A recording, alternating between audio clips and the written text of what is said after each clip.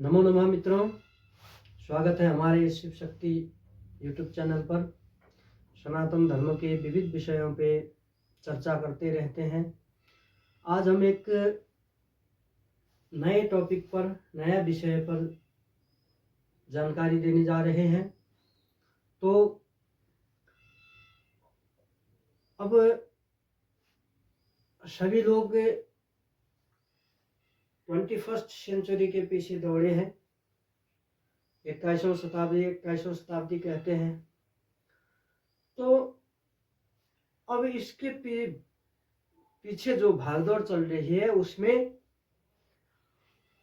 हम बहुत सारे चीज पीछे छोड़ते चल रहे हैं और नए नए मुसीबतों से, नए नए समस्याओं से हमें जूझना पड़ रहा है, फेस करना पड़ रहा है। तो इन्हीं विषयों में से एक जो है डिप्रेशन, अभी के समय पर बहुत ज़्यादा असर कर रहा है। खास तौर पर यह सभी लोगों पे, सभी उम्र के लोगों पर दिखाई दे रहा है। खास तौर पर जो है बच्चों, जो टीनेजर्स कहते हैं, बच्चों में भी यह समस्या पाई जा रही है। तो अब देखिए, डिप्रेशन का एक, अब ये जो मेडिकल डॉक्टरों की भाषा होगी वो कुछ अलग होगी। तो हम जानते हैं डिप्रेशन क्या है। हमारी यह ज्योतिषीय शब्दों में डिप्रेशन क्या है इसको जानते हैं पहले। तो डिप्रेशन होता है मन की खलबली, मन की समस्या, मानसिक समस्या, मन की खलबली, मन की असंतुलित अवस्था को डिप्रेशन कहते हैं। तो मानसिक स्थिति जहाँ गड़बड़ हो गई, खलबल हो गई, मानसिक स्थिति पे मानसिक अनेकन समस्याएं उत्पन्न हो गई, तो उस शब्द को डिप्रेशन कहा गया। अब मानसिक जहाँ मन की बात आ गई तो हमें ज्योतिषीय माध्यम पर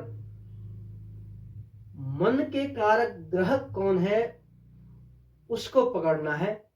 तो मन के कारक ग्रह है चंद्रमा, चंद्रमा ही मन है। तो हमें सबसे पहले तो देखना है चंद्रमा को। अब समझना यह है कि डिप्रेशन कैसे होता है, जब मन की खलबली होती है। जब मन की खलबली कैसे होगी, कोई गाड़ी जो है वो गाड़ी सही सलामत तब चलेगी जब उसका रेख देख किया जाएगा, मरम्मत किया जाएगा और सही ढंग से चलाने वाला हो, तब वो गाड़ी सही चलेगी। ठीक इसी तरह मन का कारक ग्रह जो है वो भी अगर मन को ठीक तरह से रखें तो मन खलबली नहीं होगा। अब ठीक तरह से रखने के लिए मन का ग्रह जो है चंद्रमा, चंद्र ग्रह भी अपने आप में पहले तो ठीक होना चाहिए उस जातक जातिका की कुंडली पर। अगर चंद्रमा ही ठीक नहीं है तो गाड़ी कैसे चलाएगा, मन को कैसे चलाएगा। अतः हमें जानना है कि अब यह डिप्रेशन कैसे होता है। ज्योतिषीय विचारों के आधार पर डिप्रेशन दो किस्म का, दो भागों में बांटा जा सकता है। एक तो है पहला जो है ज्यादा खतरनाक होता है। यह अगर चंद्रमा शनि के चंगुल पे आ जाए, शनि से पीड़ित हो जाए, तो इस अवस्था में जातक जातिका क्या होते हैं, आत्मघाती निर्णय ले सकते हैं, स्वयं घाती निर्णय ले सकते हैं। तो यह शनि से युति होकर चंद्रमा, शनि के कारण जब चंद्रमा गड़बड़ हो गए, कमजोर हो गए, पीड़ित हो गए, तो जातक जातिका क्या करते हैं, आत्मघाती निर्णय ले सकते हैं। यह पहला डिप्रेशन का प्रकार है। दूसरा जो है कि यदि चंद्रदेव जो है राहु के, थोड़ी मात्रा में केतु भी है, मगर ज्यादा तौर पर राहु के चंगुल पे आ जाएं, राहु के कारण से पीड़ित हो जाएं चंद्रमा, तो इस स्थिति पे क्या होता है कि जातक जातिका जिसको भी डिप्रेशन होगा वह काल्पनिक बीमारों का शिकार हो जाएगा। उसको बीमारी कुछ नहीं होगी, बड़े बड़े अस्पतालों में जाएगा, लेकिन कुछ पता नहीं लगेगा उसको बीमारी क्या होगी, काल्पनिक बीमारी होगी। मुझे ये हो गया, मुझे वो हो गया, यहाँ पे दर्द हुआ, वहां पे दर्द हुआ, केवल काल्पनिक, क्योंकि राहु जो है काल्पनिक है, कल्पनाओं में बहता है। तो इसी प्रकार चंद्रमा को भी क्या कर देता है, चंद्रमा जो मन है उसको काल्पनिक समस्याओं में डुबो देता है। तो यह दो किस्म के हो गए डिप्रेशन। अब जो है इनमें भी क्या होगा, अब कोई डिप्रेशन के की प्रॉब्लम से जल्दी ही छूट जाता है, कोई लंबी दवा लेना पड़ेगा, किसी को जीवन भर भी लेना पड़ सकता है। तो अब इसका कारण क्या है कि यदि कुंडली में चंद्रमा के साथ साथ बुध ग्रह भी कमजोर है, पीड़ित हैं, और गुरु भी कमजोर है, पीड़ित हैं, तो इस किस्म के जातक जातिकाओं को डिप्रेशन से मुक्त होना बड़ा मुश्किल हो जाता है। क्योंकि अब बुध जो है बुद्धि का कारक है, गुरु जो है विद्या के कारक हैं। जब विद्या और बुद्धि भी कमजोर हो गए तो उस मानसिक समस्या से बाहर आने का उपाय बहुत कम मिलेगा। अगर विद्या और बुद्धि तेज है तो उस मानसिक जो समस्या है उससे बाहर निकलने का रास्ता जल्दी ही मिल जाता है। तो देखना क्या पड़ता है, चंद्रमा के साथ साथ देवगुरु बृहस्पति और बुध के स्थिति भी कुंडली में देखा जाएगा, तभी क्या होता है, डिप्रेशन की स्थिति कैसे रहेगी जातक जातिकाओं में पता लगा सकते हैं।